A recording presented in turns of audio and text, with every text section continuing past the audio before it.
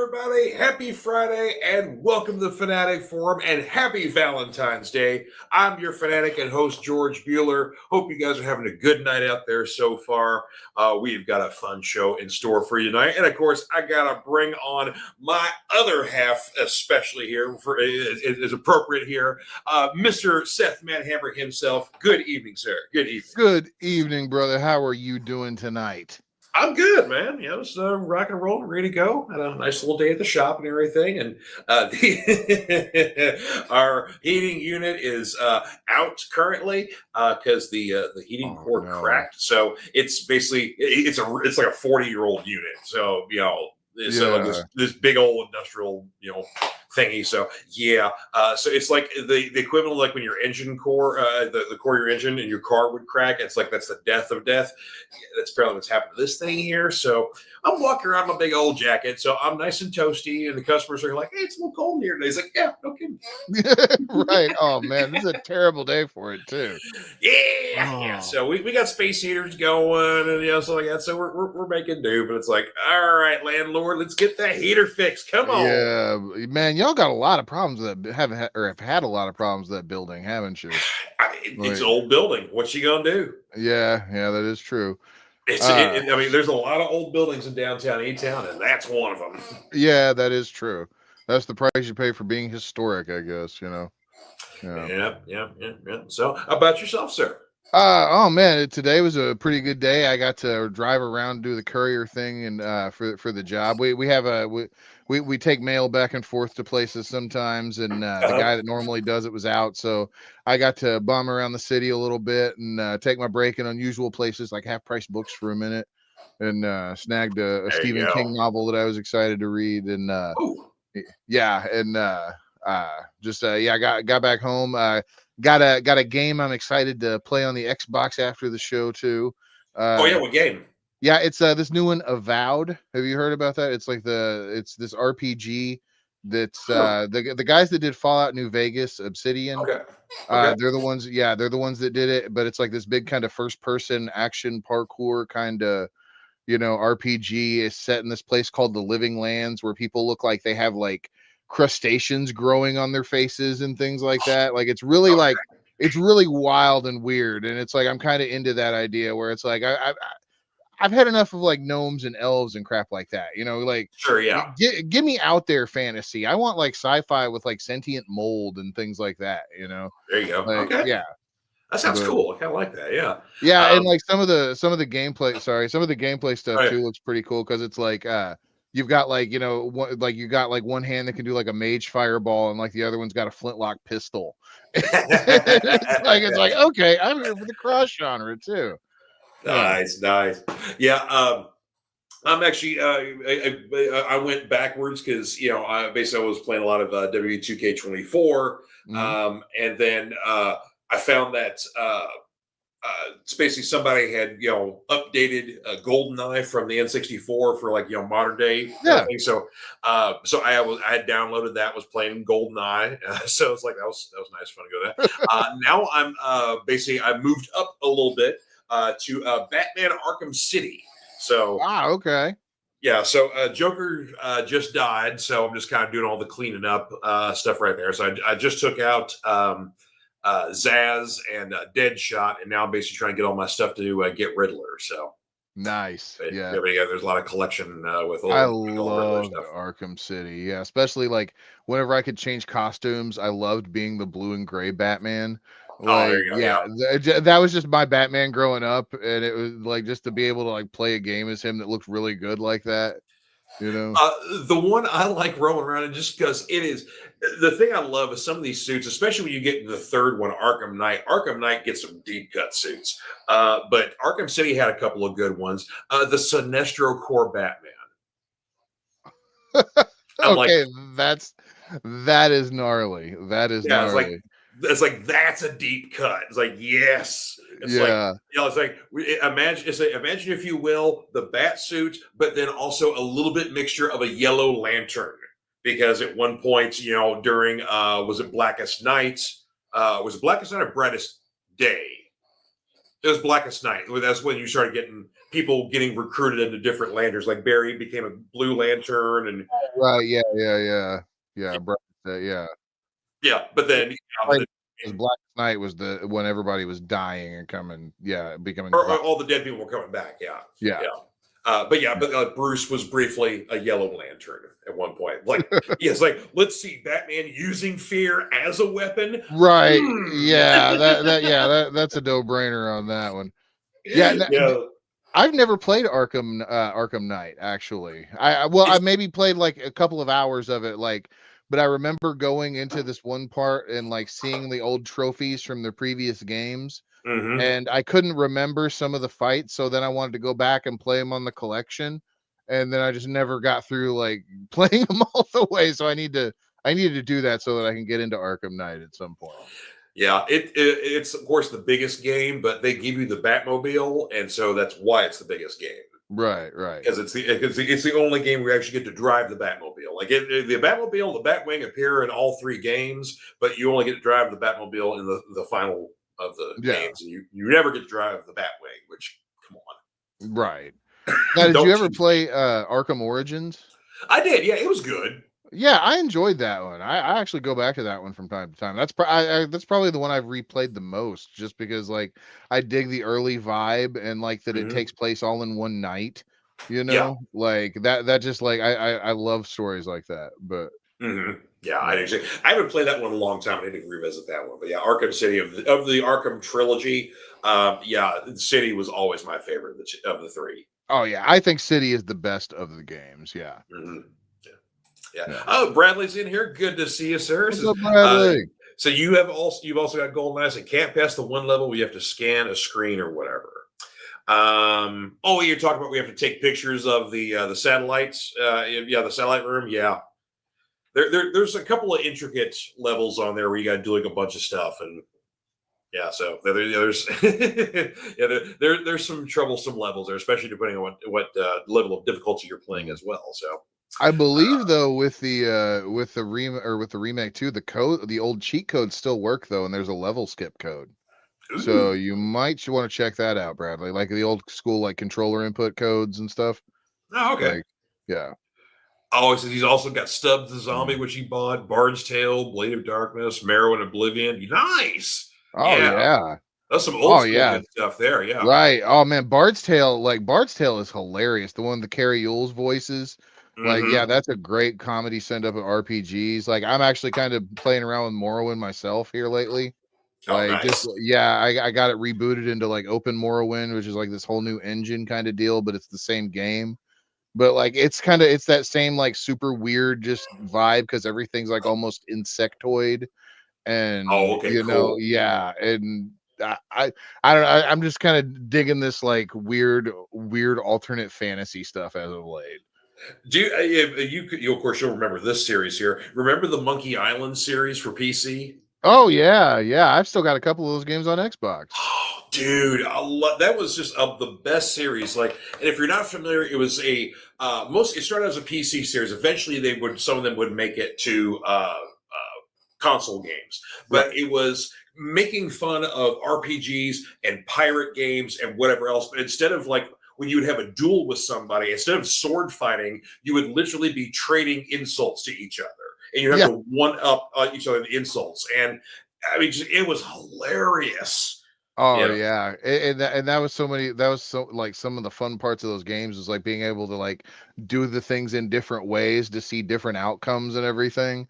yeah. And some of them were outright frustrating too, though. If you didn't know exactly what to do or to click Hmm. on like exactly the right spot, that was I like the Monkey Island ones were the ones, but then Space Quests was the ones that always dicked Oh you over. yeah, Yeah, yeah, Space Quest was hysterical, but that would be like the game where you could miss something on the second screen that would be crucial like 5 hours later that yeah. you couldn't go back to, and you were just boned after that. Yeah, you had to basically But restart everything. Yeah. Oh, yeah. Lord. I know. That's I love sometimes they make some games difficult on purpose, and then there's other times where it's like, oh, it's just kind of an accident just happens. But it's like, yeah, I can, Yeah. It's a frustrating thing here. So, well, we got I got some reviews for comic stuff, and I know you said you got a book review before we get to our subject of the evening. Yeah, actually, I don't have a book review because I left it at work on accident. So I'll have that for you next week. Oh, no problem. Maybe even 2 for next week. But yeah, cool. What was the Stephen King book that you got today? Fairy Tale. Actually, it's one of Oh, his. Yeah, it's one of his newer books. But like, I actually like what. Here's what kind of turned me on to the whole idea of picking that one up today, because I'm looking through my normal authors, to see what books like Half Price has that I might not have that I want to snag, and it's like I usually end up walking out of there with something, right? yeah, Uh, yeah, because that's just how it works. But then I'm like looking through the yeah. horror ones, right? And I don't know about you, but you remember like the old school, like how paperbacks used to be, like Mhm. where they were just like, and then they changed that format to where they're a little taller now, Yeah. and like why I hate those. I Yeah, absolutely just I remember we've talked about that before too. Where you said they just because it used to be a paperback could fit literally in your back pocket. yeah. Right. But so it's like I'm looking at like but like Half Price is actually pretty good with like having some of those nicer trade paperback editions, which I love, Mhm. and so I'm looking there, and like I just happened to pick up Fairy Tale because it was just in that format. Yeah, And the inscription to it was thinking or it was something along the lines of thinking of REHERB and of course HPL.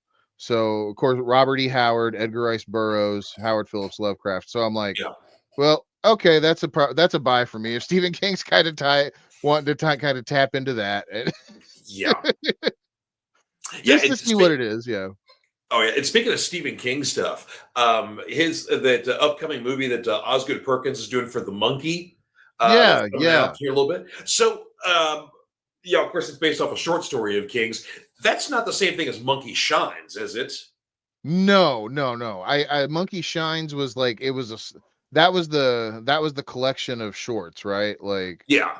yeah, okay. So I think it's an adaptation of one of the stories in there, but this is like the full version of it. So this is not an anthology, like Okay. Yeah. or an anthology remake or anything. This is just like a full blown horror movie of its own right. Yes. Yeah. Yeah. Yeah. Because of course, I mean, Monkey Shines is also was a Stephen King short story that George Romero adapted into a movie, and that was basically, for a long time that was the last studio movie he did because the experience was so bad.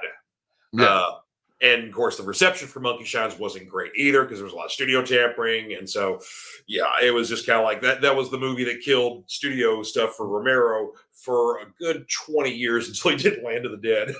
Yeah. Yeah, yeah, he had to come back out to like and say it's like okay, fine. Like that's the one thing that studios have given money for at the hmm time was Land of the Dead. Because Matt, people hate on Bruiser though. Bruiser was a good movie. Yeah, like Bruiser was interesting because it's him kind of almost doing an Argento flick, and it doesn't have as much of the style as an Argento movie does. I think it feels. it it doesn't know, but it's that still it's got that Romero bit to it. Like Mhm. it feels like Night Riders felt to me, Yeah, like that still kind of young Romero going back to his roots. Like I think if people revisited Bruiser now, like they might like have a different take on it. yeah, I just it might have been a little ahead of its time. it's a good point. Yeah, because I remember definitely when it first came out, I was not a fan of it. But I Yeah. mean, it's not like I only liked his zombie movies. Like I like Night Riders. I love Martin. Martin's one of my favorite vampire movies that no one's ever seen before. Oh Uh, yeah, man. I was so upset whenever they somebody has that like 3 hour cut of Martin. ooh, And yeah, but there's like they want an exorbitant amount of money to license it because they were going like I think it was Arrow had just come out with that or yeah, one of the boutique labels. It was Arrow. I think Uh so. Yeah, I think it was Arrow. Yeah. yeah, but they got the rights to it and but they could only do the theatrical cut. They Mhm. couldn't do like the Romero director cut. But Yeah, which I've yeah. never seen that cut before. Yeah, So very few people have. It's like super rare. Like it's like one of those holy grails of horror kind of deals. yeah, but But yeah, Martin's got great pacing, and as much as I love the Crazies, I almost kind of like the remake of the Crazies a little better. dude, I'm with you on that one. The remake, I do like the remake a lot better than the And the remake. ending, The ending for the remake is great. Yeah, the ending of the remake is great. I'm a huge Timothy Olyphant fan anyway. Yeah, And like Timothy Olyphant to me is like just a Western actor, like in just everything that he does. So it's like him in a horror movie makes it just so much better to absolutely. me. Yeah. And to me, of course, I'm a big fan of like really because like I've seen so many horror movies, so there's certain times like it's very rare for a scene to get me going like, oh God, that's terrifying.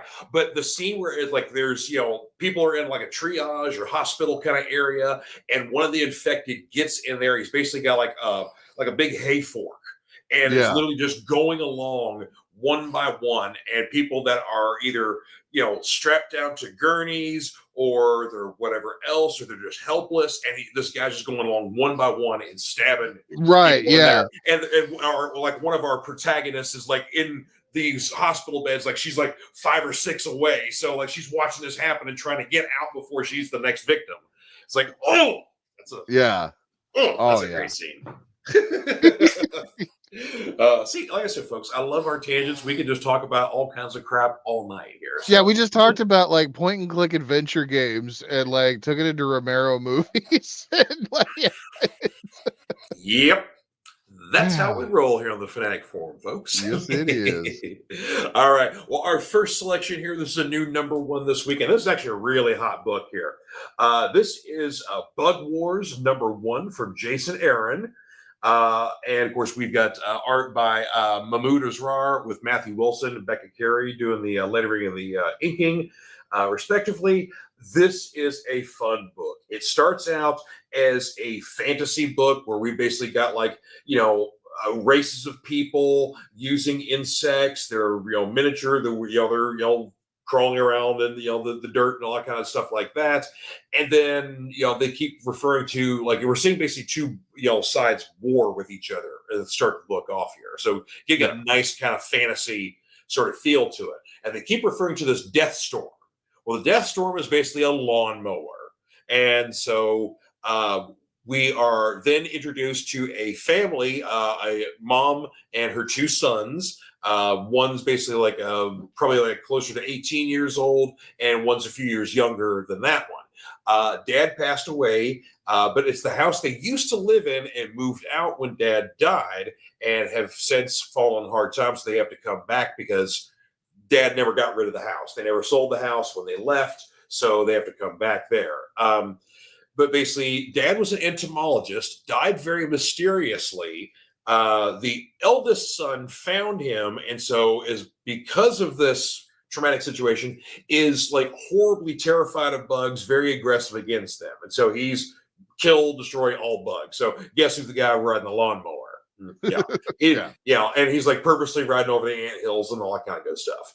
The youngest son, on the other hand, is basically taking up after Dad and wants to be an entomologist. He starts exploring around into Dad's old stuff, and he's got his own bug collection and whatever else. And somehow the youngest son taps into and gets to access this world of the Bug Wars. This miniature world here. So it's a little bit Honey I Shrunk the Kids with a little bit of Sword of the Atom thrown in here. Yeah, that sounds pretty awesome, actually. It's outstanding. It's a lot of fun. Great art. I'm looking very forward to the next issue. So, y'all still got any of them? Grab me one, will you? Thank you. Sir. Yes, sir. All right. I thought you might like that one. Yeah. Yeah. Yeah. You can't go wrong with Jason Aaron, though. So, yeah. Right. Yeah. Weird fantasy too. Like that just was like yeah. what I was just talking about. Like, okay. Yeah, there's some weird fantasy stuff going on there. Yeah, it's like we're shrinking down and all that. It's like that's cool stuff. Yeah. So, all right, next one here, and this is a big one for Marvel because this is a big event series that's just firing up here. But One World Under Doom. Yes, because going back to the Blood Hunt miniseries, In a time of need, because Doctor Strange's corporal form had been infected by a vampire, so for most part, Strange has been running around in his astral form during this time where basically the world went dark and vampires went apey. So there was basically a spell to be cast to fix everything and win the day. And unfortunately, Strange could not do it in his astral form, and the physical form was infected at one point, so he couldn't take care of that. So Doom steps up, is like, "Hey, I'll take care of it. You make me Sorcerer Supreme, and I'll save the world, and I'll give it right back to you." And Strange is like, "Fine." Makes him Sorcerer Supreme.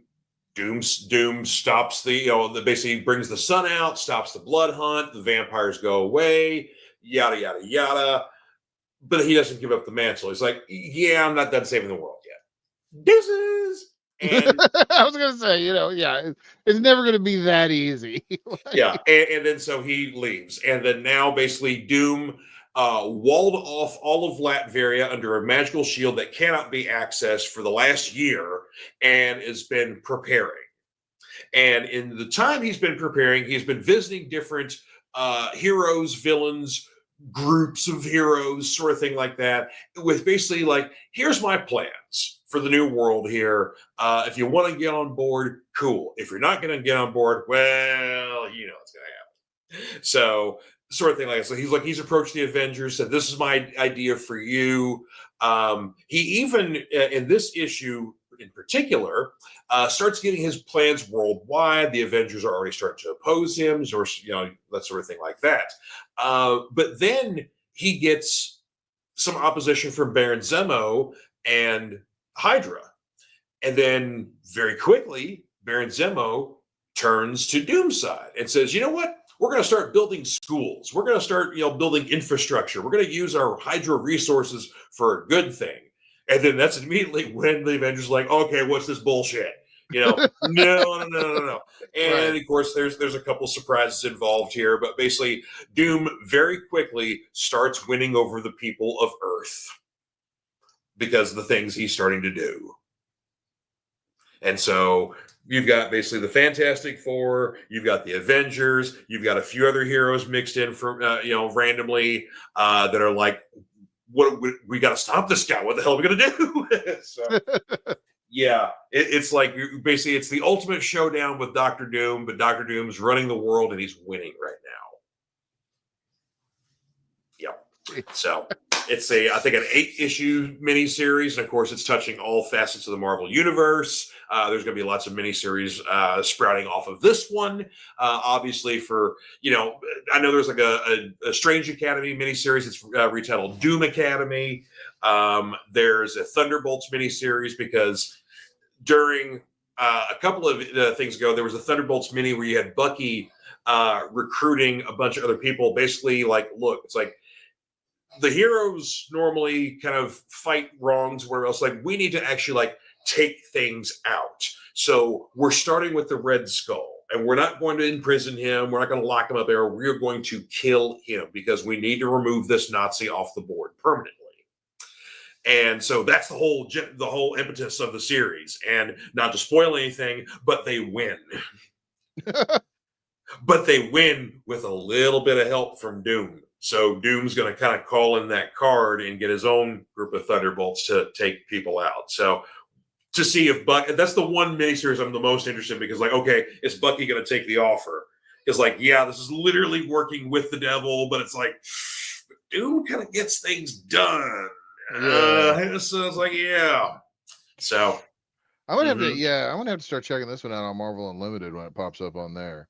Yeah, it definitely will. It's gonna be a hot one there. So yeah, and then another Image here, because this is a big week for Image. They had a lot of cool books this week here, but of course, tapping into our beloved Energon universe. Yeah. Transformers number 17 here.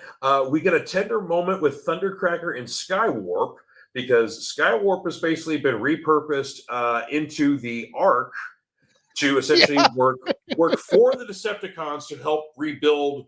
So they sacrifice a Decepticon to help rebuild the existing Decepticons. Yeah.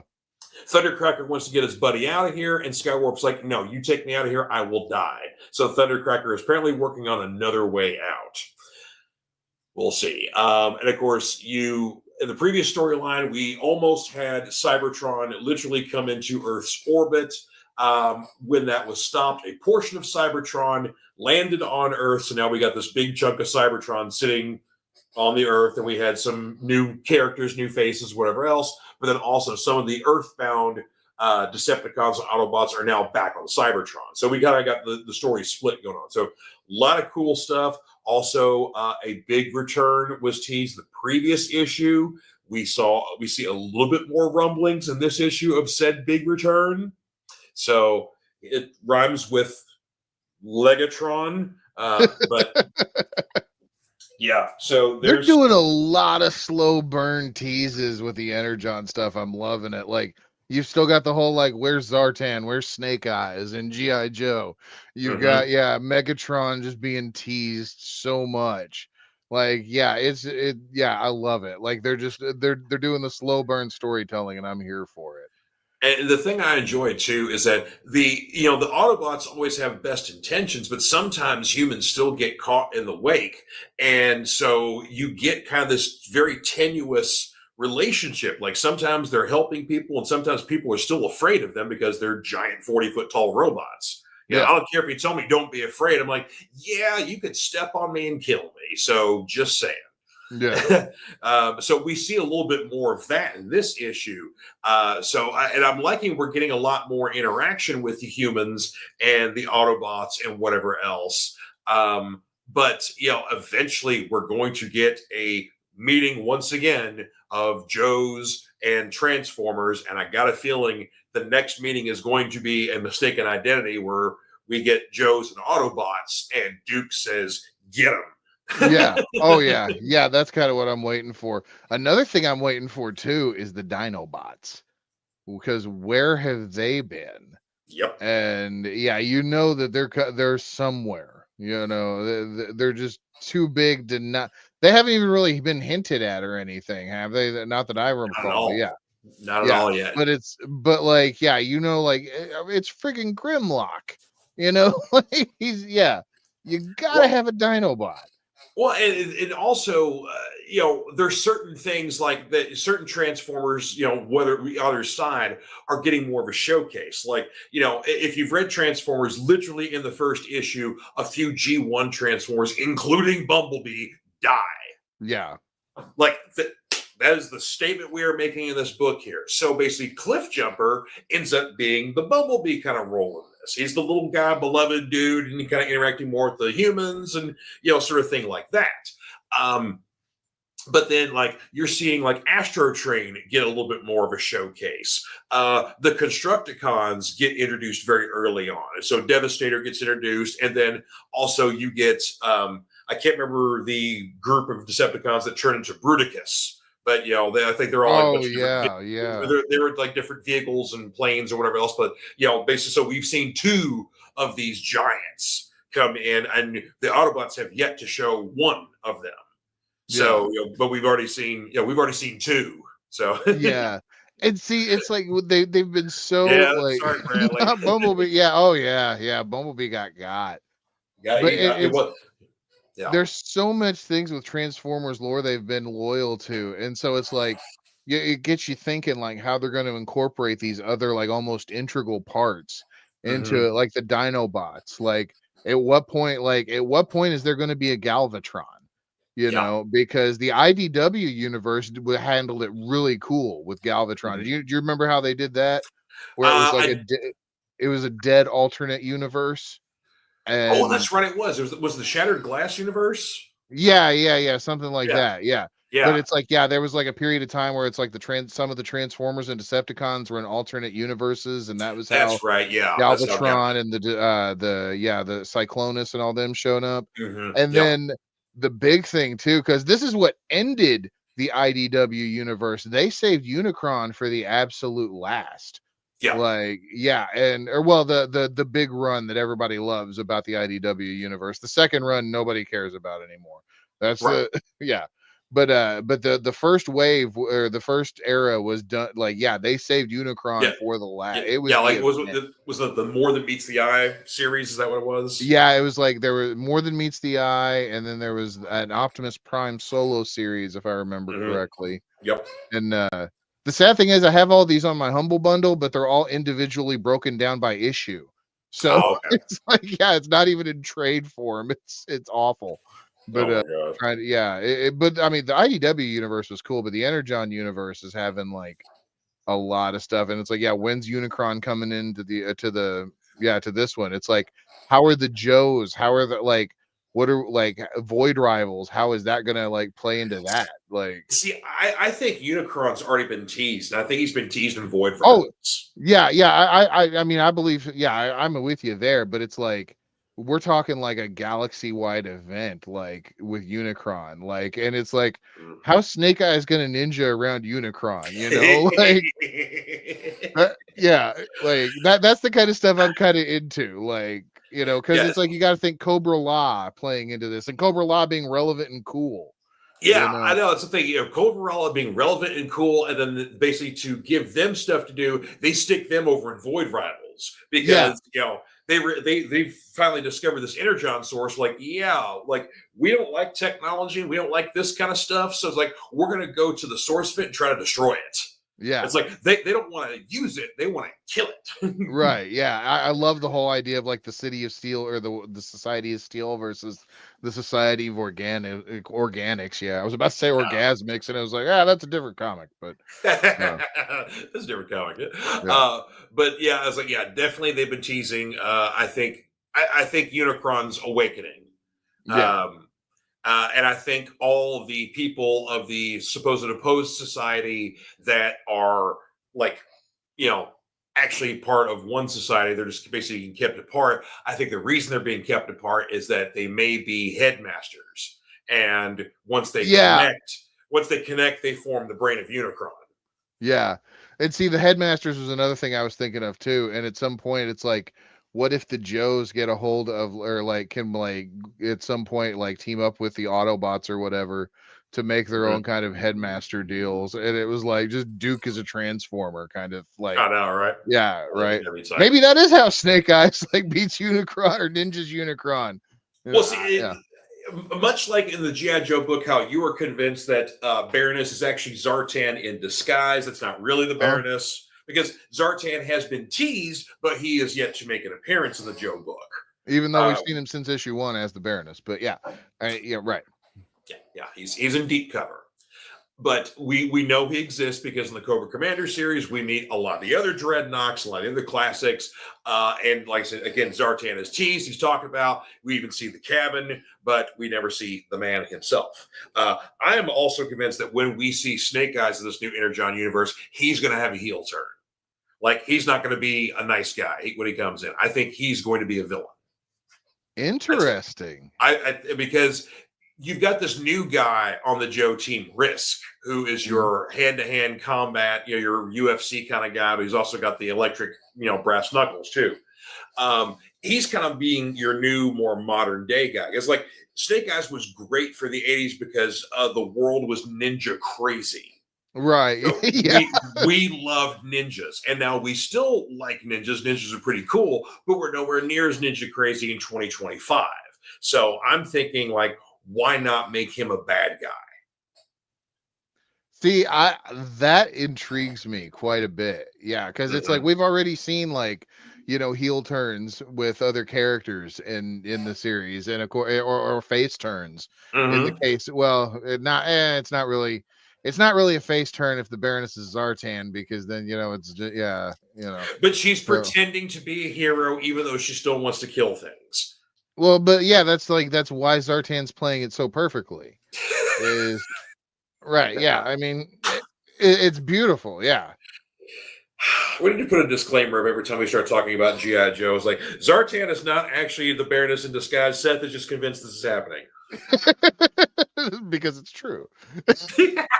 Look, I'm telling you, when it actually comes out that that's the case, and it's like, because I'm honestly, kind of into this idea a little bit seriously, because just think about it. They've talked. Zartan has been hinted at.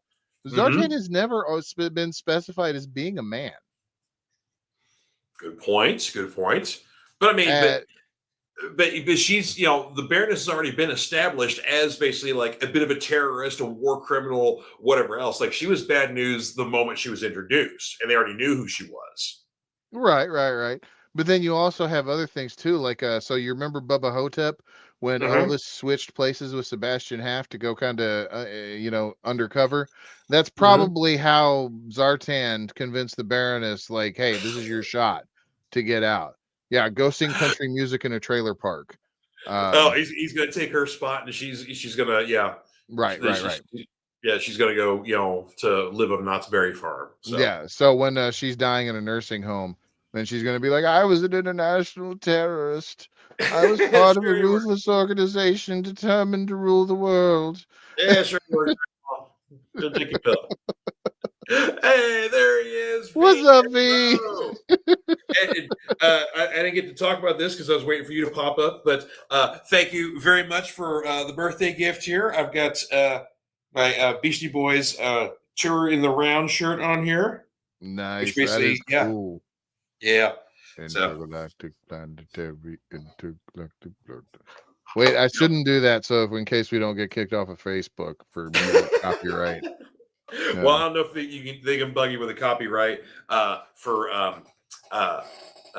basically just singing the song. So Yeah. we're not playing the music. So anyway, all right. Last comic book review here, and V is in perfect time to see this one here. Oh, is it the Batman book of the week? It's a Batman book, Absolute Batman #5, and this is the ending of the first storyline here. And actually, it's a great humdinger because they're really pushing the Batman does not work well with others, including the GCPD. Um, yeah, and also maybe the GCPD is kind of in on the bad guy stuff too. So Okay. yeah, basically, you've got kind of a bit of a complete update of the Black Mask character because it's still Raymond Sionis that is the Black Mask, but his gang is basically referred to as the Party Animals, and they all wear like different animal masks and whatever else. But they're almost kind of like the lead the Court of Owls because they are in like every facet of everything. Right. So yeah, it's like it's just they're almost kind of making them a very impossible villain. And since Bruce is essentially working by himself, he doesn't have the wealth of the classic Bruce Wayne family sort of thing like that. So sometimes he can get in over his head. And in this case, the end of this first storyline, he is way in over his head. So yeah, it's some cool stuff though. And Got thank you very much, sir. And so, see, because I got V was kind enough to actually send 2 shirts, so I have 2 Beastie Boys shirts. So it was the suspense of which one am I going to wear first. So, Nice. and he did wake up at the perfect time. Yes, absolutely. Yeah, and actually, you did wake up at the perfect time because now it is time, 38 minutes into the show here, of our subject du jour here. Not a moment too soon here because it is Valentine's Day, and what better way to say I love you than with the gift of a spatula? I mean, wait, wrong thing here. So, no, with the who's your favorite fictional couple? So, talking about this, breaking in the show notes here, the way we're breaking this down, this doesn't necessarily have to be romantic couples. It can include romantic couples, of course, but this is like any pairing, whether it be siblings, family members, people thrown together in tremendous situations that can't live without each other, best friends, or in some cases, romantic couples. So, we've seen lots of other examples. I've seen a lot of Mortician, Gomez Adams requests, even some Yeah. classics like Pebbles and Bam Bam, the Gilmore Girls, my lovely Weren't there like wife. 5 of those Gilmore Girls though? Well, the two main ones, the Oh, the I never Lauren Graham. watched the show, so I never did either. Yeah, but Lauren Graham and then the daughter, the okay, two main ones. Yeah. okay. Yeah, the two main stars, right? But yeah, basically the one that was in Bad Santa, and then the other one who was in something I've never seen before. So yeah, whatever. Okay. I know the one from Bad Santa. Yeah. See, I was gonna say I've never watched Gilmore Girls. Was like, but she was in Bad Santa, so like, okay, I know her from that one. Right. But, yeah. But anyway, yeah, my lovely wife Michelle had a couple of good selections. Mulder and Scully, which I'm sure you could appreciate. Oh, absolutely. Yeah, that would. Yeah. Oh, Mhm. 100%. But then, of course, one that's definitely dear to her heart because it's one of her favorite movies of all time. Corbin Dallas and Lilu from The Fifth Element. Oh, that is excellent. Yeah, that is an excellent pick. Yeah, Multi-pass. multi-pass. Chica. I'll Yeah. never forget to like listening to Brian's dad, your uncle Jeff, Mhm. talk about like he almost broke that movie for me because he's like, all it is like the first 20 minutes of Heavy Metal, talking about the Harry Canyon animated short, and then he breaks it down and is like, he ain't wrong. That's Nope. exactly what it is. It's just a longer version of that. Yep. It's basically it's the Harry Canyon story told through the eye of maybe a little bit of Jodorowsky taken from the Inkle, and then what's the Vitruvian or Voluvian or something, the French comic. Yeah. Those the Oh yeah. the Yeah, Thousand Cities or something like Valerian. that. Yeah. Valerian. Valerian That's it, Valerian. and Yeah. the Thousand Planets. Yeah. Yeah, yeah. So yeah, I was like, there's a lot of influences that Fifth Element takes from Yeah. for absolutely So, but so Wonderful uh, film though. yeah, I'd tell you what, it's one that's grown on me because like I say, it's one of Michelle's favorite movies. And when we first got together, I was like, yeah, it's like I really like the beginning of that movie, and then there's some part like basically when they get on the ship to go to the Floss in Paradise, it's like that's where they lose me because it gets very goofy and very French, and I'm like, yes, that's why I kind of start going away. That's fair. I was like Gary Oldman in that movie, man. He was, yeah, he anchored me into it because I was just like, what? Like, I got to see him next. Like that he did that series of Luc Besson. He Leon. He was in Oh that. yeah, Yeah, and he was yes, great in God, that too. Yeah. mm, Uh, yeah. yeah. Gary Oldman is a hell of an actor. But Yeah. Oh, yeah. I mean, it's Gary Oldman. It's like he's just kind of like almost. He's just one of those actors of our generation of our time that he's gone on to other generations have recognized that it's like wow, like this guy's just top yeah, notch. So, and he's a good human being. So, like that's kind of the nice thing yeah. too. He's like he seems to be a nice guy. So, Bradley he says Boris and Boris Natasha. and That's also. Natasha. Yeah. Yep. Trying to think of some other good ones there. Of course, somebody obviously suggested the Winchester brothers because they're big Supernatural fans. Like, yeah, Oh yeah. That is a perfect example. yeah, Yeah. And Bradley says, yeah, he likes Fifth Element as Fifth well. Element's pretty good. Yeah. Trace, And just want to talk for a real second too about how awesome Supernatural is. Like mm, because on paper, like you're talking about a WB show, like with like two pretty boys, where they go and hunt monsters, shouldn't be like as good a series as it is, but like a lot of those episodes are solid horror, they really and are. yeah, and it's like we were both fans of it while it was on the air. It's yeah, I'll still go back through and watch reruns of it occasionally because some of their Monster of the Week episodes are just bangers.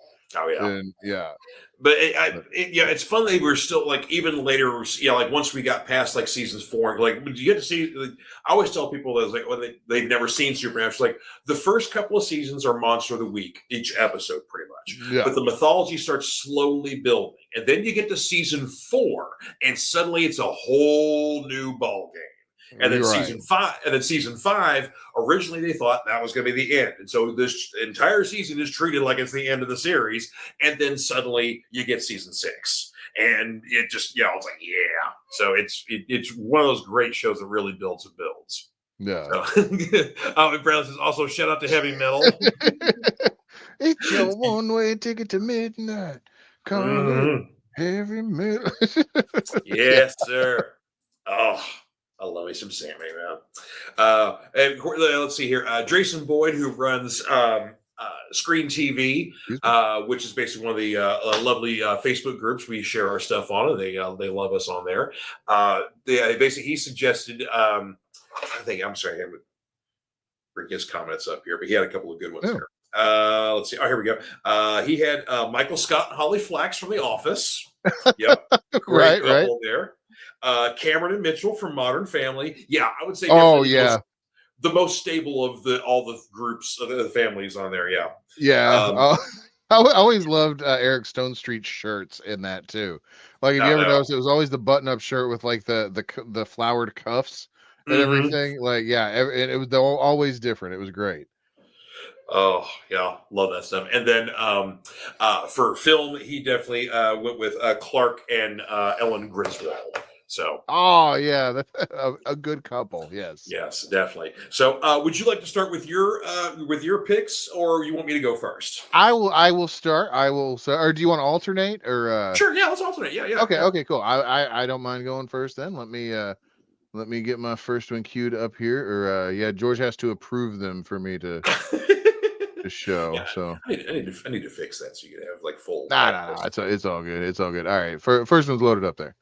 But All right. I Oh, loved this show, and that is Sean and Gus from Psych. And if you're oh, not familiar with Psych, it was like an hour-long mystery show that aired on the USA Network back in the day. But their banter together is fantastic. The premise of the show is Sean James Roday Rodriguez over here uh, he is pretending to be a psychic yeah. to basically because the cops do not believe that he is intelligent enough to be solving crimes. So, but he actually is very good at it because he's hyper observant, and Mhm. he drags his best buddy Gus over here all over the place, like while they're solving these crimes, and it's the comedy they have together is second to none. I love this show. It's one of my comfort shows I go back to and watch from time to time. Yeah, and Gus usually ends up being kind of the straight man or kind of the one trying to keep things together, while Yeah, Sean's basically the idiot. So, yeah, yeah. obviously, my buddy AJ, who was just on a couple of weeks ago with Prodigy Comics, this is one of his favorite shows of all time. And so, yeah, so he would be right there with you on these Oh, nice. Yeah. I two. knew I liked him. I knew I liked him. Yeah, Yeah. there you go. Yeah, he loves him some Psych, man. Let's see here. My first pick here, and I had to go with a comic book couple here. And for me, if this is my guy and this is his lady here, different than how they are portrayed in the MCU. The comics are Uh-huh. a little different here, but I got to go with Cap and Sharon. Um, Okay. Yes, these two have been through quite a lot together. In the comics, of course, in the 1940s during World War II, yes, Captain America, Steve Rogers, was sweet on Peggy Carter.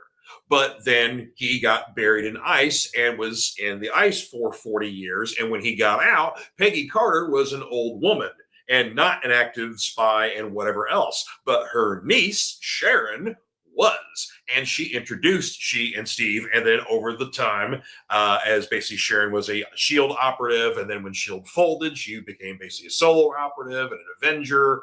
And now she's even working as the new Destroyer. She took over that mantle, the classic World War II character. Yeah. But through even getting stuck in Dimension Z, where basically Cap and Sharon were aged about another 30 years to when they were both old people by the time they got out. That got fixed and, with all that kind of shit. But anyway, yeah, these two have been through a lot together and they have stayed together. Like Hawkeye and Mockingbird have divorced and broken up multiple times. Iron Man's been with multiple people himself. Most recently, Emma Frost. They were briefly married for a little bit. Oh, It wow. was well, it was more of kind of a marriage of hiding because the mutants were being hunted, and so he figured he'd help out and Oh, keep using Emma's resources to help his causes and fight bad guys and whatever else. But then she could hide out as his wife and his like new secretary that he ended up marrying, and not as Emma Frost. So it was a whole thing, yeah. But okay. yeah. But even Iron Man and Hellcat were sweet on each other for a little while too. So you've had a lot of weird pairings in the Marvel universe. Some have stuck together, some have kind of come and gone. But this is the couple that has stayed together through quite a lot of it. Obviously, in the MCU, they still kept Steve and Peggy together. There was a little brief tryst with Sharon Carter during Civil War, or no, I'm sorry, during Winter Soldier. But then that's kind of gone away, and now Sharon's kind of doing her own thing as the power broker. We haven't seen her in a little bit, but she's kind of maybe doing some bad stuff. So No. yeah. So anyway, so a much different take on them than the comics. But yeah, like for me, they're as stalwart as a couple as Reed and Sue Richards. So Nice. yeah. Oh, and one comment here. Bradley says one of his most liked duos is Cassie Hack and Vlad from Hack and Slash. Hey, there you Okay. go. I've Nice. heard of, yeah, I remember I have heard of Hack and Slash or however you say it. Yeah, I'm not The sure. Hack Like Slash, I'm yeah. yeah, okay. Yeah, Yeah, I've heard of that. Yeah. yeah, it was. I think it's a Tim Seeley book, but yeah, that's been around for a long time and jumped around different companies. I think Image has them currently right now. Matter of fact, they're doing a crossover with Body Bags. So basically, it's all kinds of indie stuff going on right now here. So, Okay. oh, Bradley's also suggestion: Batman and Oh, Batman and Catwoman. Catwoman. Yeah. Yeah. That's a couple with a lot of history. Yeah, I gotta say, some of my I actually went out and bought these issues because I was excited. Like, I thought they were cool. Was the date issues with Oh yeah, Clark and Lois and Bruce and Selena, and like before the wedding, like yeah. just because it's like I like those little weird slice of life, like moments that they had, and I especially do when they too. go to the costume party in their super suits on Halloween, and like Batman's just not into it at all. It's like absolutely not. And then and then he's in Clark's outfit. Yeah. Oh, Excuse me. yeah, good stuff. But Yeah. yeah, Bruce and Selena are definitely a couple that's got a lot of history Oh together. yeah. And it's funny, it's like in the modern day, like it's right now, a will they or won't they? But always when you look forward to the future, when they're older, they're always together. Yeah. And then, of course, in many cases, they have children. And in the case of Helena Wayne, the Huntress of Earth 3. Yeah. I So was disappointed though that they didn't get married though. That kind of that bugged me. Well, The it did bug me, but the way it went down is basically like Bane had this really long con of revenge against him, and basically he got Selena involved and used her against him. Like, oh, that's I why I would I know, have but I just like it gives like the idea of them actually getting married and then like adding that aspect into the Batman lore. Like it's to me one of the coolest things about Spider-Man is the marriage to MJ, yeah, right? Is that thing. So it's like I think giving that dynamic to Batman, but give like MJ power, like MJ, like a power level akin to what Spider-Man would have. Like this, the case being Catwoman being about as physically capable as Bruce, yeah. in one way, shape, or form. It's like, and they're a married couple. Like I think that would be cool. I think that would be a unexplored, interesting dynamic to Batman. That would be It yeah, they've kind of of course recently in the Spider-Man comics, Mary Jane found a device that basically kind of like it basically generates powers based on luck. So sometimes it works, sometimes it doesn't. So she has taken up the superhero mantle of Jackpot. So she doesn't. She has a oh device that gives powers, but she doesn't necessarily have powers per se. But she's running around doing some stuff. But currently in the comics right now, she and Peter are not together. Uh, yeah. Would now is that still like post One More Day? Because I know that there was that whole oh, well, debacle, but this is way post One More Day. Yeah, this is way even the One More Day stuff is because have they they gotten back together since then or multiple oh, times? Oh, okay, yeah. okay. Yeah, basically, the storyline they currently had them split up was they were together, and then there was a villain from another dimension that came in and was trying to kill Spider-Man. Kept referring to him as a spider totem and whatever else. So tries to kill him, and in the process of fighting him, MJ and Peter go over to his world briefly, and then when they're trying to escape, Peter gets out, but MJ gets stuck and gets left behind. So when Peter is spending days and weeks trying to figure out a way to get her back, she's over there spending years because time worked differently over there. Yeah, So she finds another man over there who basically is like another kind of refugee in this weird, very strange world or whatever else of this alternate dimension or whatever else. And so she's basically stuck there with this guy, and then this couple meets two children that were abandoned. Like their parents are like, "Stay here, we'll be right back," and mom and dad never came back.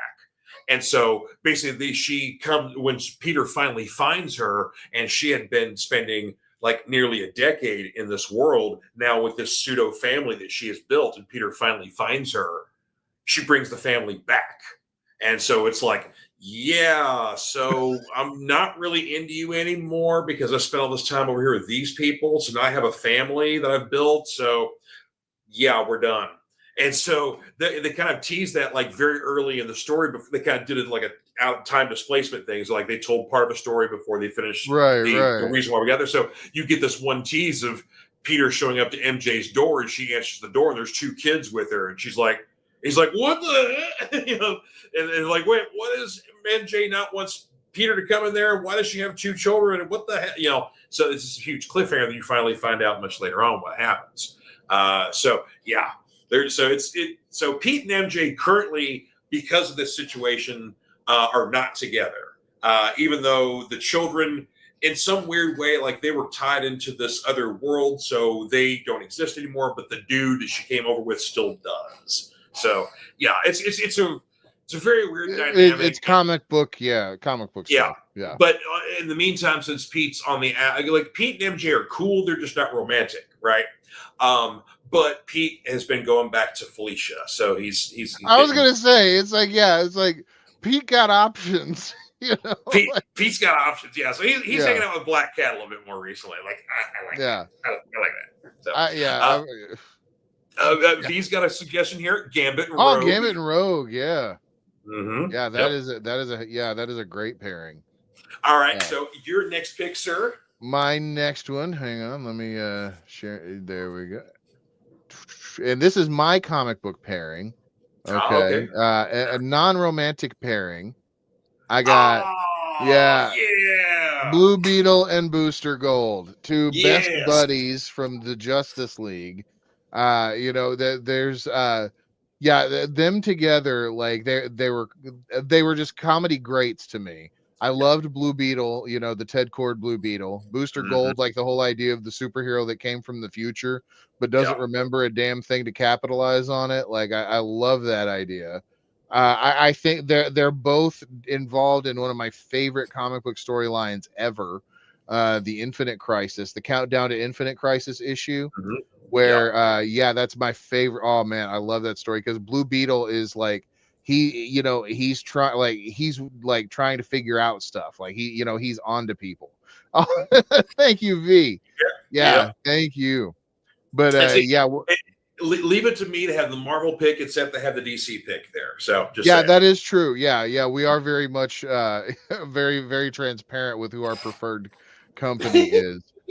But yeah, when Blue Beetle finds out that Maxwell Lord is the leader of Checkmate, and then he's gone to everybody for help, and they just laughed at him, and then it's like, man, that whole panel where it's like Beetle's just like his face is smashed in, and then like that whole like the rot in hell, Max, right before he gets shot, and then afterwards, Booster trying to figure out what happened in the whole like 52 series.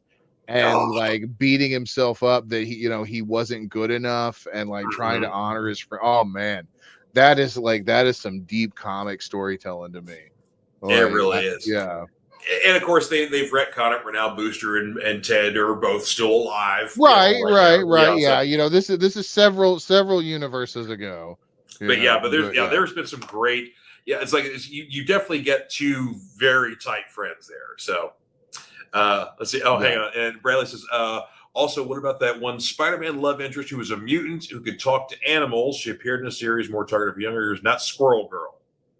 I don't think she's a mutant. Someone who could talk to animals. I don't remember who that was. I'm drawing a blank on that one, Brad. Not bad on that one. So it's not. Was she in the Great Lakes Avengers or? Well, no, because there's the one girl that's like the sea creature girl, but she doesn't talk to animals. She can communicate with sea animals, stuff like that. But I don't think she and Spidey ever dated. Okay. And then you had Big Bertha and Mr. Immortal and the Flat Man, and Yeah, and then the pterodactyl lady, but Yeah, yeah, all together. pterodactyl lady. Yeah. So, but no, Yeah, I don't think there's anyone out there. So, yeah, but yeah, I yeah. say, yeah, Pete's had some interesting people he's dated though before, so you never know. Yeah, no, that's Well, true.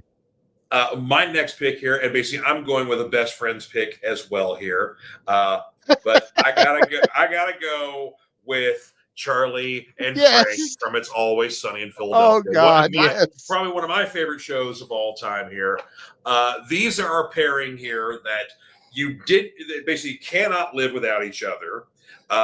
They basically Frank decides after being a wealthy businessman, he's going to live in squalor because he likes the way his friend Charlie lives, and so that basically the two of these grown men sleep on a futon together um, in a single room apartment.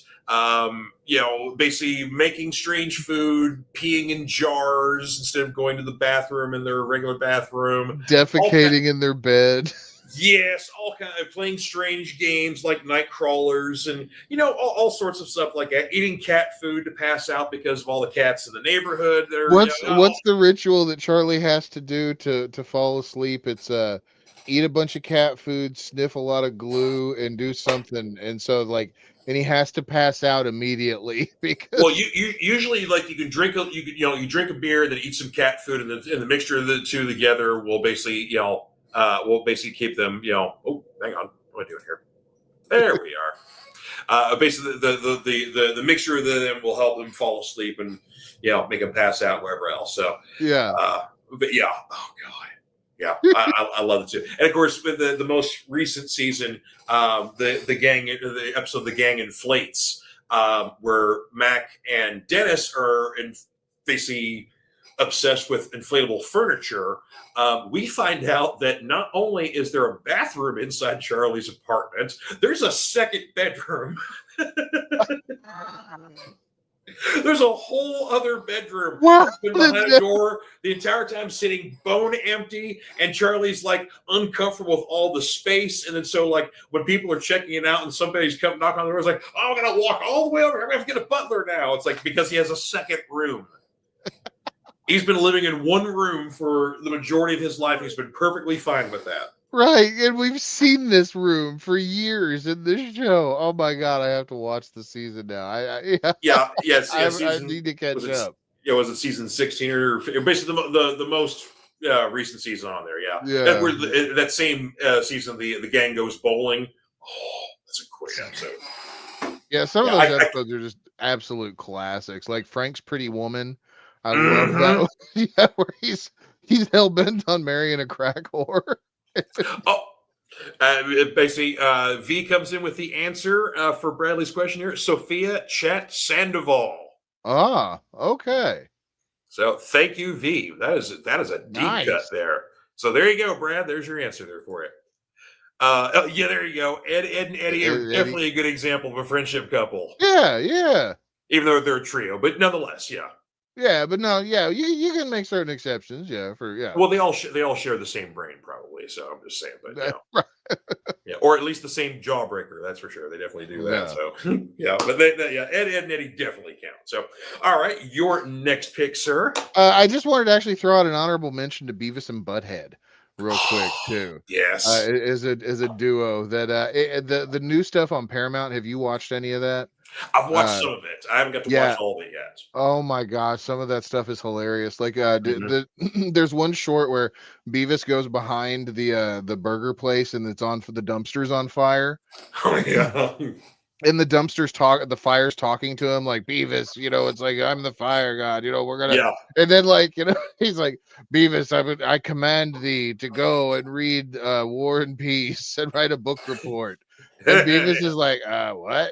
He makes him pick up trash. Yeah, it's hysterical. I know it's so good. They kind of adopt, not as much as they did in the last MTV series, but they kind of adopt going back to watching viral videos as opposed to watching music videos. So they don't do it as often in the new series, but they still throw in some good ones there. Yeah, they still have some good stuff. But that just popped into my head too. But my last pick of the evening is a duo that is near and dear to my heart just because I love the movie. Yes. But Dante and Randall Yeah, from Clerks. And yeah, nice. Clerk, yeah. I love Clerks. I think it was fantastic. It's one of those movies that I grew up with. Like it was almost kind of like a primer. Is like this is what you might expect in your 20s. And then like Mm-hmm. Clerks 2 comes out and it's like here's how presentive, like, they were kind of realistic takes on your 20s and 30s, both of Yeah, the movies. Like they were more poignant. Like, yeah, they hit hard. They hit home quite a lot. But dude, Clerks 3 is a tearjerker, man. dude, Clerks 3 is kind of a hard one. Yeah, and it's like it's a very honest and humble trilogy. Like, that yeah, it's probably some of the best kind of little focuses on moments of life that you could ever really Mm-hmm. capture on film, like, in a fictionalized way. But Yep. Dante and Randall just being two best buddies that you follow through the decades. And it's like in the animated cartoon, I think it's hysterical. Oh my Uh god, yeah, that cartoon was brilliant. yeah, And I think we've talked about this before. It's like the Clerks cartoon was way ahead of its time. That Family Guy yeah. totally ripped off. Like Oh all yeah. the like the pop culture and like we'll like stop what we're doing and go to some other aside, make a reference or else. Yeah, Clerks the animated series was doing that at least a good nearly decade, almost probably like maybe like 7 to 8 years at least Yeah. before Family Guy. Yeah, because Yeah, the second episode of the series is the flashback episode. yeah, Where like sitcoms back in the day. Like actually this is kind of an old trope now that's dying with how hmm they make TV shows. But back in the day, like if a show had like 22 episodes in a season, they would shave some off the budget by having an episode that was basically a clip show where the yeah. bulk of it was just scenes from previous episodes framed around somebody reminiscing or whatever. And hmm that was just a trope to save money. Another one was the bottle episode where Yep. you had like the cast in one room for a long period of time.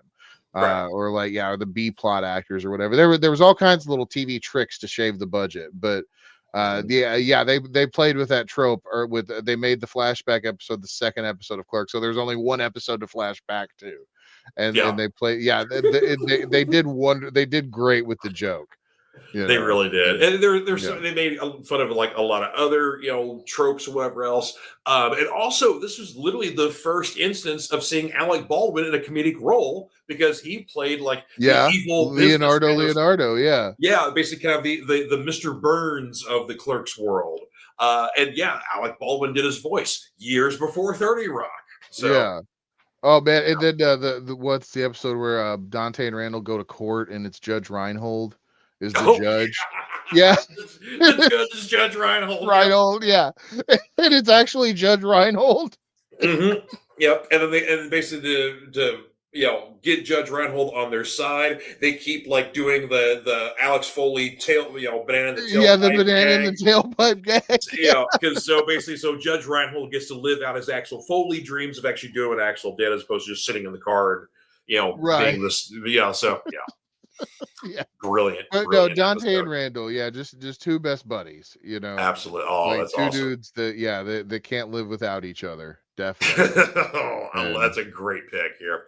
And thank you. V's got his suggestion of how about Ash and his love for his famous book? The Klaatu, Necronomicon Mortis. Klaatu, Barata, Necktie, Yeah, Nectarine. It's definitely an N word. Definitely an N word. And Bradley, appreciate your Beavis and Butthead. yes. Yeah, honorable mention. Yes, sir. It says that Jay and Silent Bob are some of Yeah. his favorite comedic duos. Yep. Yeah, and he'd like to see some sort of. I tell you what, that would be awesome to get a reboot of the Clerks animated series Yeah. and to try it again because it would totally kill today. It would. And see, like at one point in time, Kevin Smith said he was going to make an animated Clerks movie. Yeah, And I'm assuming part of it turned into Clerks 3, but like it's at probably. this point not going to happen because he talked about it like 25 years ago. I'm Time not for even the supposed to beer. be here today. Yeah. Oh God, I've lived those days. All Oh right. yeah. Well, my final pick here, and this is a romantic pick, and I'm going in the way back file for one of my favorite couples for one of my favorite movies growing up here. And this is a bit of an obscure for some, but from the 1984 cinema classic Crawl. I bring you Prince Corwin and Princess Lissa. A Nice. outstanding couple who basically Princess Lissa and Prince Corwin are about to be married when they are attacked by the beast's minions, the Slayers. And of course, most of the wedding guests are murdered. Prince Corwin's father, the king, is killed, and Lissa is kidnapped by the beast's men. And so Corwin gets basically an old wise man and a group of bad guys together to rescue the princess from this evil demonic creature, the beast. And he gets this ancient weapon known as the glaive, which is the big 5-pointed star thing you throw and cuts things up and returns your hand magically, all that kind of stuff. Right. Even this ancient weapon isn't enough. So how he is able to defeat the beast is during the wedding ceremony, which was interrupted. There is the passage of fire from the hand of Lissa to the hand of Corwin, basically as a symbol of their love for each other, the eternal blade of burning fire. So Lissa gets the idea, let's complete the wedding ceremony. And so Corwin takes the fire from her hand and uses the fire of her love to torch that some bitch. So, yeah. Nice. So basically a great couple who, they're trying, basically Corwin's trying to get her, but in order to defeat the evil, they have to work together and use the power of their love to destroy the evil in their land. And they sure as shit do that. Nice. So, yeah, but Krull is, as much love as I have for Conan the Barbarian as I look at that as a work of art. I kind of go into a different state when I'm watching that film. Krull is something that is fun, is accessible. I would constantly use that as a good fun date movie if you don't want to watch anything, romantic too much or whatever else. When I kind of want something fun, like throw on Krull. Then of course that was another point of Michelle and I getting married because she said that she grew up on the film and loved it as much. Like, I've never met a woman who not only knows what this movie is, but has seen it multiple times, and she hasn't been dating me. So it's like, yes, I must marry you now. So yeah, no, Michelle has hella good taste in movies, dude. Like I'll never like some of my favorite watching experiences was that one time like she suggested I was over at your all's house hanging out and she suggested we watch the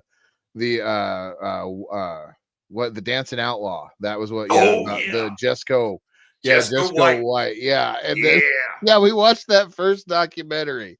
And to this day, like we'll quote it at work about like if you want to live to see tomorrow, you'll get in that kitchen and cook me some damn eggs. I want no sloppy slimy eggs. Yeah. Oh yeah. Old Jesco, man. Yeah. If you want to see some real good old-fashioned white trash documentary stuff there, Jesco White and the Dancing Outlaw, and then there's the second one, like things like Dancing Outlaw goes. No.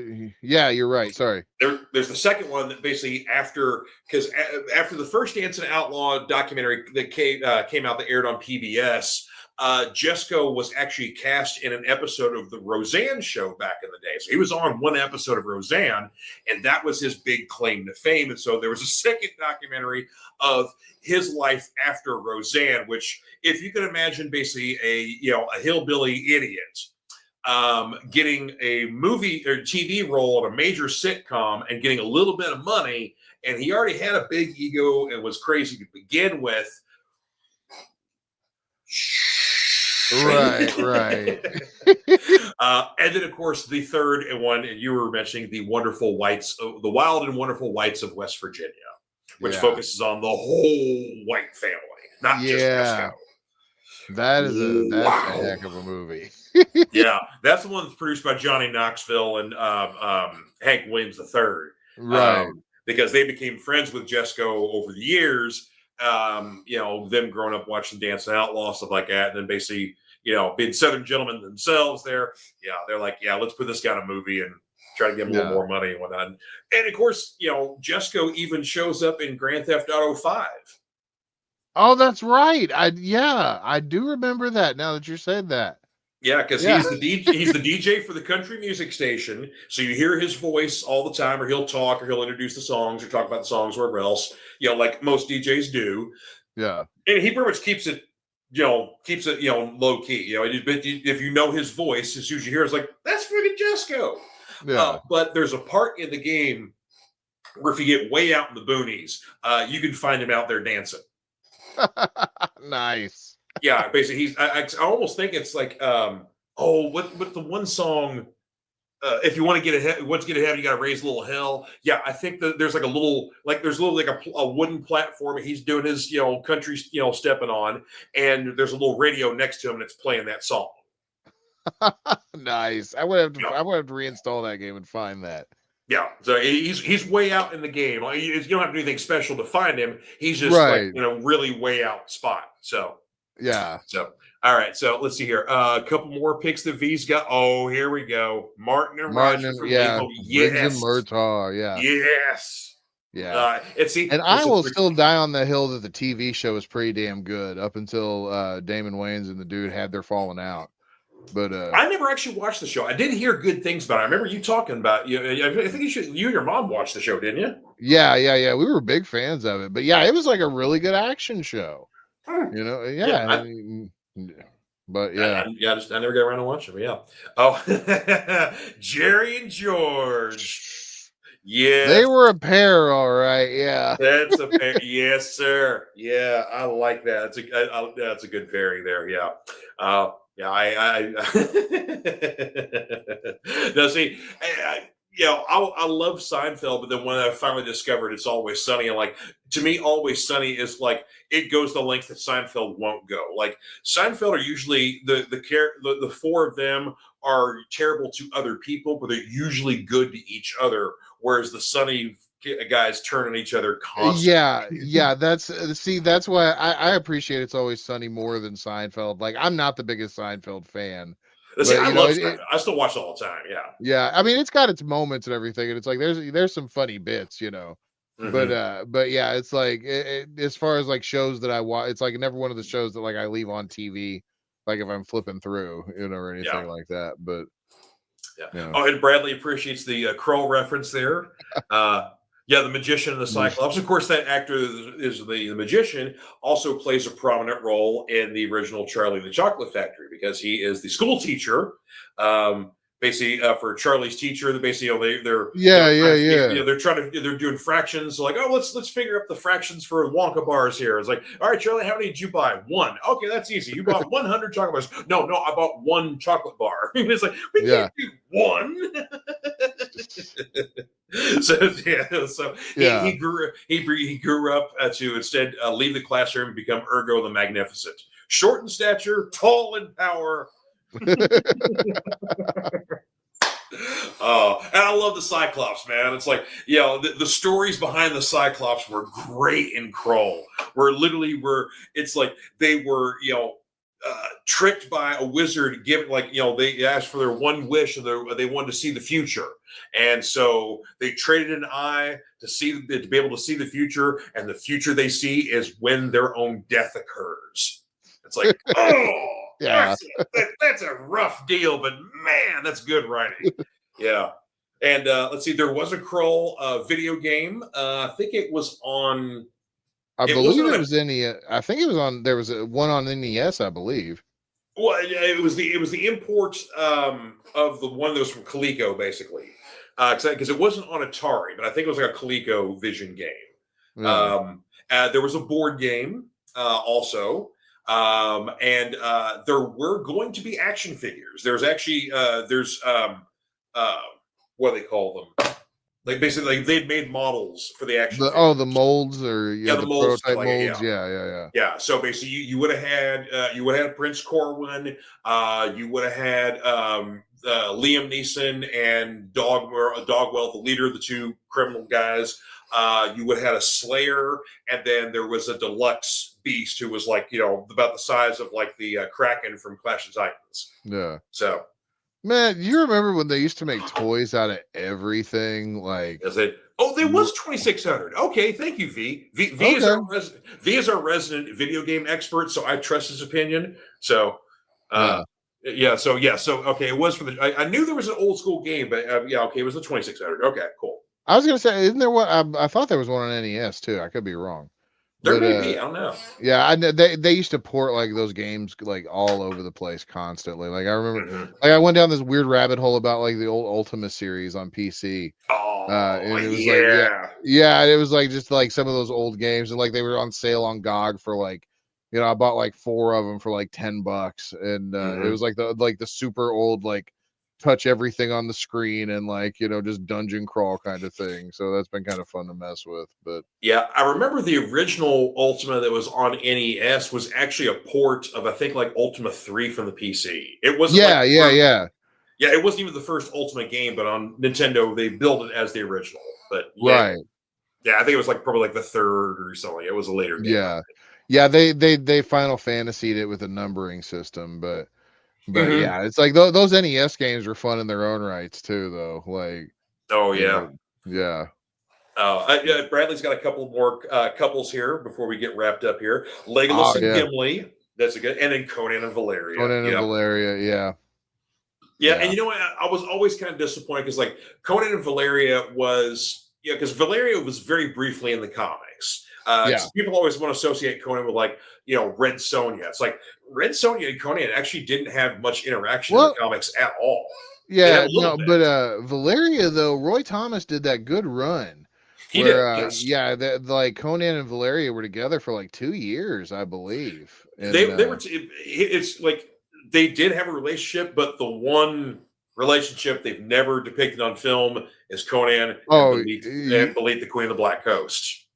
oh yeah, yeah. Yeah, it's like basically Conan and Belit are like that is like his forever boo. Yeah, like he was messed up for years after she died. Yeah, that is true. Yeah, because he was. Yeah, the next story in that one was like him just getting trashed at a bar and like Mhm. hating everyone. Yeah, Yeah.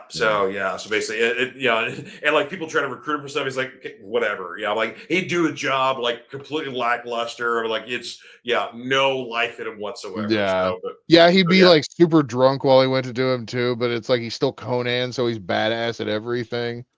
Hmm. Like, yeah, Yeah, but but yeah, sad drunk Conan is not a good Conan there. Oh, yeah. and V says appreciate the Final Fantasy call Oh, back there. thank you, thank you. Well, I tell you what, Lisa, this was a fun show here because I like all the different couples Yeah. we can come up here with. So, oh yeah, and yeah, they see a duo that definitely cannot Oh, be separated. Seth and Moxley there. Yeah, yeah. Oh, that's my boy right there. He got himself a couple of new chew bones tonight, so he's been having fun with them. yeah, He's going ham on that one right now. yeah, he's Uh, being good because he's got a bone on there. So, yeah. Yeah, he got spoiled rotten tonight too. He got some chicken nuggets from Burger King, and then hmm. he got some chew bones, and I think he even got to sneak cat food because I forgot to bring the bowl back up before I let it back inside. But that's my fault. I can't blame him for that one. But yeah, Oh well, yeah. I like I said, I did my due husbandly duty and brought some nice flowers to Michelle at school today, so she got to show them off in front of all of her coworkers and students and such like that. And I got to nice, look like a nice. good husband. So Man, before we go, I just got to tell one Valentine's Day story that like at my job we would get like hundreds of boxes of flowers on Valentine's Day, right? oh When yeah, everybody was in yeah, the office, right? And so like we had to like stagger shifts and everything to like make sure that we got them all out. And so we're notifying all these people like by email that they have flowers and they can come to this one area to pick them up. yeah. So like I email this lady that she's got a package and to come down. And so she comes down and like I give it to her and she just gets this sour look on her face and goes, "Son of a bitch." And I was like, I just kind of looked at her funny and she's like, we've been on 2 dates and he sent me flowers. This is ridiculous. Like she was livid, and it's like I'll never forget that. I was like, damn, dude, yeah, you kind of pushing a little hard there. Well, I mean, that's not bad though. I mean, it's like if he knew where she worked already, and like it's around Valentine's Day, they've been on a couple dates. Like, okay, I'm just sending you some flowers. No big deal there. But The impression that she gave was like this was like a horrible overreach on his part, like with what the information. Like now, I don't exactly know his side of the story, like if the impression, but yeah, it was. okay, yeah, Yeah, yeah. It's basically if they've only been on a couple dates and he found out where she works and did the stalker tracker down. Okay, yeah, yeah, yeah, that's a different story. And I can Yeah. definitely see why she would be upset with that, because that's like, okay. Yeah, because that was a funny thing too. Is that working at the TV station for a number of years? Yeah, there would be a lot of times like the salespeople upstairs, the administrative people, whatever else, like when they would get flower deliveries, it's like, oh, hey, that's kind of nice. When people downstairs get flower deliveries, it was always kind of like, okay, is this a friend? Is this a loved one? Or is it a stalker? So we didn't know until we read the card. And Right. so usually like, flowers for talent that, for people, all the on-air folks, those were vetted before they made their way downstairs, just in case, like, okay, is this this is for, this anchor, Mr. Smith, and this is from Mrs. Smith. Okay, cool. That's fine. Right. Yeah. It's like, Yeah. this is from your biggest fan, Johnny Jacknuts. And they're like, okay, nope, he's a stalker. That's Right. bad, Yeah. Wow. Yeah. Yeah. So that's the side of the news business you don't normally see there, folks. We would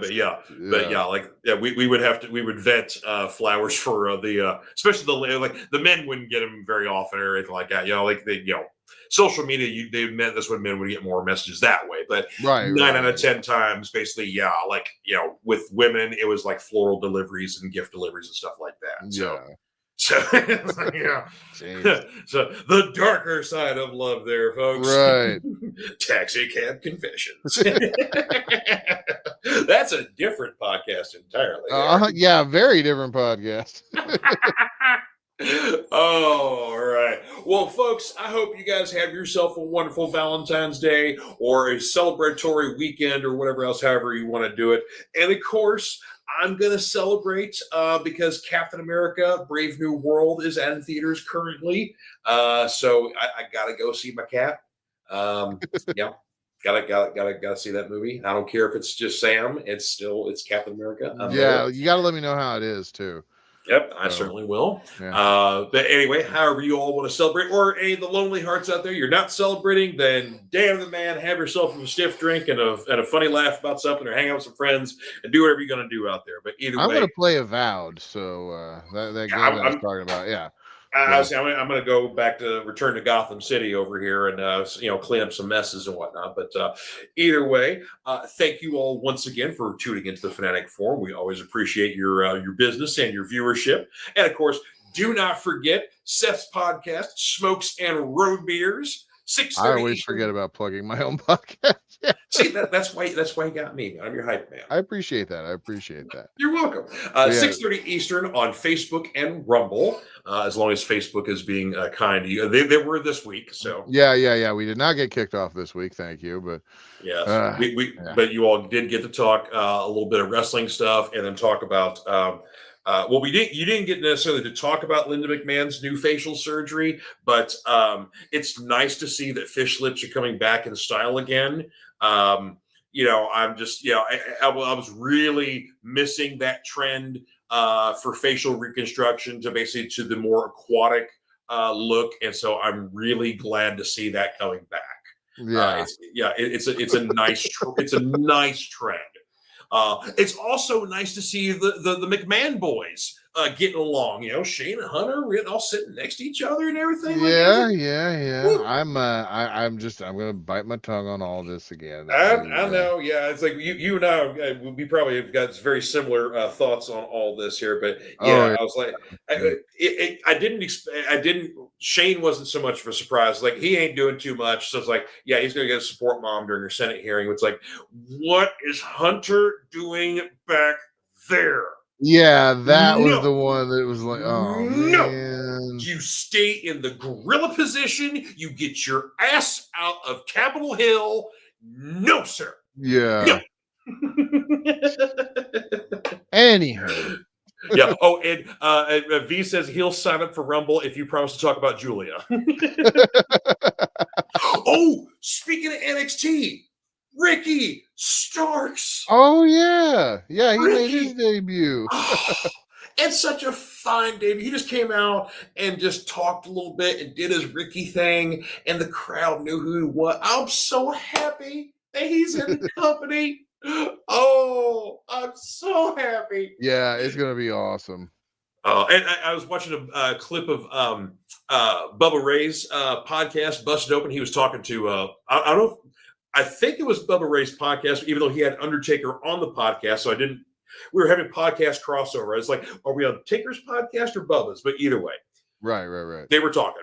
And they were talking about Ricky Starks because Undertaker met Ricky years ago.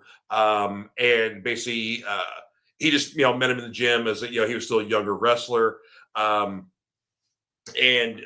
had a very good impression of him. Very, good, respectful kid. He can go. And then I guess when Michelle was going to have one of her returns, like at a Rumble or something like that, like the Women's Rumble, I think. Yeah. Ricky helped her train for the match. So Undertaker's already had a good impression and likes Ricky Starks and is impressed with his work and stuff like that. It's like, oh, dude, you're coming to WWE and you got a guy like the Undertaker vouching for you, right? Yeah. Okay. Oh, I mean, yeah, you knew he was gonna. Yeah, it was only a matter of time before you showed up there. You knew that. He says I wish I let up as much about Julia's name. See, I just haven't had as much experience around Julia. I've only just seen her literally when she popped up in NXT. I'm like, who is this lady? Yeah. So I'm starting to watch NXT more, so I'm seeing her.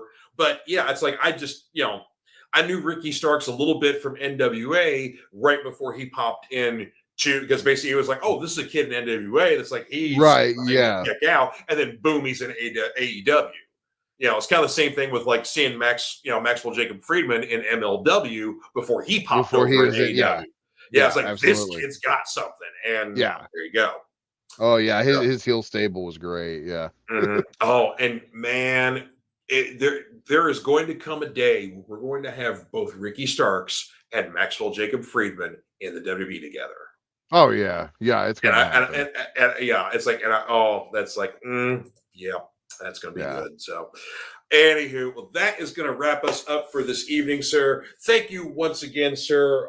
Always enjoy having you as our guest host on the show here. Oh, you're very welcome. Thank you for having me. I love being here. It's my Friday wind down. So yeah, it totally is, man. Yeah. Even though I still got to work on Saturdays, but it's like Saturday's kind of an easy day, easy, gig there. So like, Friday's always my wind down, but so nice.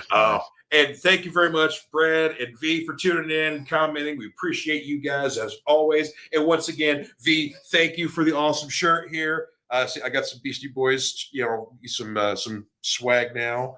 And so the answer to the question of which shirt am I going to wear first, I'm going to wear the white one first, and then I got another Beastie Boys shirt I'm going to wear next week. So show off all my gear that I got as a lovely birthday present. So thank you once again, V. Appreciate you, brother. You all have yourselves a wonderful weekend. Don't forget, like and share the Fanatic Forum. Bring in more geeks to the fold because this is the place for geeks, and we love having you guys here. So you all have yourselves a good one, and we will see you next time on the Fanatic Forum. Bye-bye. My name is Mark Weiss, and I am the founder and president of an organization called Comic Books for Kids. 6 years ago this month, we embarked on a journey of passion and heart. Our goal was to make a difference for children in hospitals and cancer centers. Little could we have ever imagined the response we have now. Starting with just hopes and dreams, we had no money for our mission. We had no product to give to the hospitals, and we had only called a couple hospitals and asked them, if we were to provide you with comic books, would you be interested? And they said yes. So we embarked on a 1-year journey to make a difference for these kids. We realized that even though we can't take away the reason these children are in hospitals, we can perhaps, while they are there, let them fly like a superhero, be princes and princesses, and embark on a mystical and magical journey to take them away from where they are in that hospital bed. Today, and thanks to your support, we are thrilled to say that we are now the largest charity in the U.S., supporting well over 200 hospitals in all 50 states for not only comic books, but for other pop culture items like Funko Pops, action figures, coloring books, Spanish bilingual items, backpacks, and more. When we received materials that were inappropriate for the young ones, we started a sister charity called Comic Book for Troops. And overnight, we became the largest charity in the U.S. for these same items to all branches of the military. We want to thank our friends for providing us their support and for allowing us the means to make so many happy with their gracious give to us.